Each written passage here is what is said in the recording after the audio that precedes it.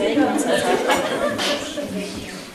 Pēc encounterā man vajadzēja saprast reāli dzīves jēgu un kaut ko tādu, es mocījos reāli ilga depresiju. Un man vajadzēja zināt to iemeslu, un tad pirms encounter Dievs parādīja to okultisko saistību un ar to visu. Un šeit es zinu, ka reāli dabūju brīvības dziedināt no depresijas, pilnīgi man bija prieks. Es vakar gāju tur arī te vakarā lūgt. Un es ejams par visu priecājos. Cik smuka kociņi. Tas sniedz, ka krievu multa, nezinu, kājām klip.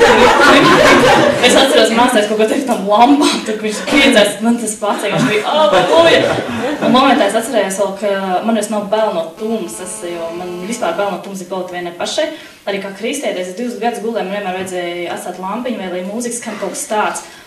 Un tad es eju pa to mežu un saprotu, ka man ir bail no tumsas arī mežā, jo man bija bail, un es varu iedomāties, man pie mājām ir mežs.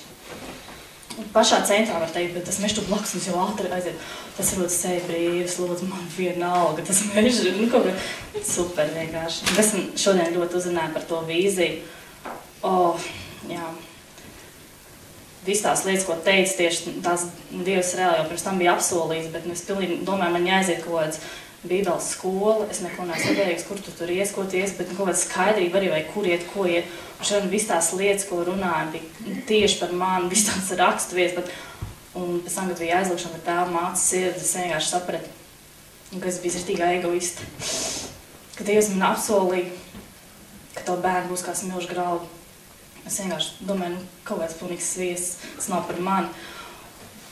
Un tad es redzēju, ka es atvēru to, es arī braucu uz encounter, man jāstver tā vīzija arī. Un es atvēru to vīziju, kad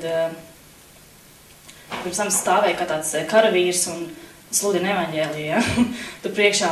Un pēc tam kaut viena vīzija, ko man sen apakaļ bija parādīta, jo es viņa bija vispār aprakusi, neeksistē nav pa mani. Un es teicu, iegāju iekšā tajā vidiņā un sapratu, ka es neesmu tagad, jā, Dievs jūs mīl, bet ievietējā vidū dētot māca tēvs sirdi un sapratu, cik ļoti tos cilvēks mīl, jo tie, kurus vēl tur neesmu izglābus, ja, kur Dievs vēl nav lietojis man, es vienkārši satvēru kā savus bērnus vienkārši. Es saprotu, kā esmu bijis egoisti, jo tas tā, ka es pati negribu iet kaut ko, vai ka es nepaklausīju Dievam. Viņš man tik bieži ir sūtījis, es ļoti nepaklausīgs biju svētēm garām, tas ir brīns, ka esmu šeit. Jo es arī februārī reāls grīz atkrīt no Dieva. Tikai tāpēc, ka es zinos par tām citām lietām, es pēc viņa paša. Es saprotu, ka tas galvenais šeit, Dievs tev tādu stabilitāti un apstiprinājums, ka viss ir kārtībā, jo man bija arī tendence ļoti sodīt, mums bija cīniska ļoti.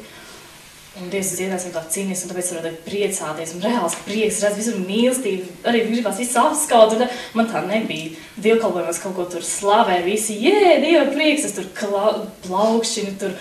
Jā, Dieva prieks, Dieva prieks. Un iekšā tikai tā domāju, ārēji, halleluja, mājās aiziet depresiju, vai tur pilnīgi.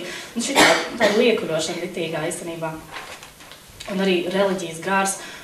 Es biju iemācījusies, rokas ir jāpaceļ. Bet tad tu stāv un nekusties. Taisni augšā Dieva rokas. Un šeit es redzu, pa labu greizi, rokas drīkst kustināt, tā arī pa labu greizi, rītīgi, pilnīgi bija iemācījusies. Es negribēju krīst, kā es, man tā, nebija tā vajag tur.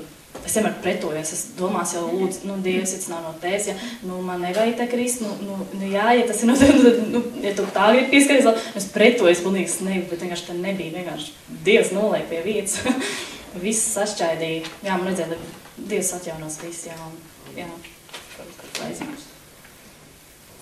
Un par tiem lāstiem, man ģimenē ir alkoholismu problēma tīgā, un arī tieši kā sāstīja māstājas sieva ļoti līdzīgi par to, kad tie vīrieši vienkārši kā sēnes tur gāžās, mirst viens ik pēc pusgada vienkārši mirst. Un es vienkārši kā es nesu to visu sevišķi ļoti pārdzīvoju, ka man ģimenē, ka neiet, jo es redzu, ka brālis ieties pašās pēdēs, kur tēvs, un es nezināju, kā lai viņi glāb, bet, Dievs viņi tikai var glābt.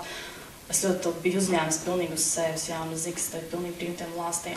Es vienkārši pārdzīvoju, domāju, kā lai viņus no tā atbrīvo, bet reāli Dievs tikai ar savās lāst, ka slavu Dievu, esmu dziedināta, esmu brīva, un viss ir tāds jauns tiešām. Paldies!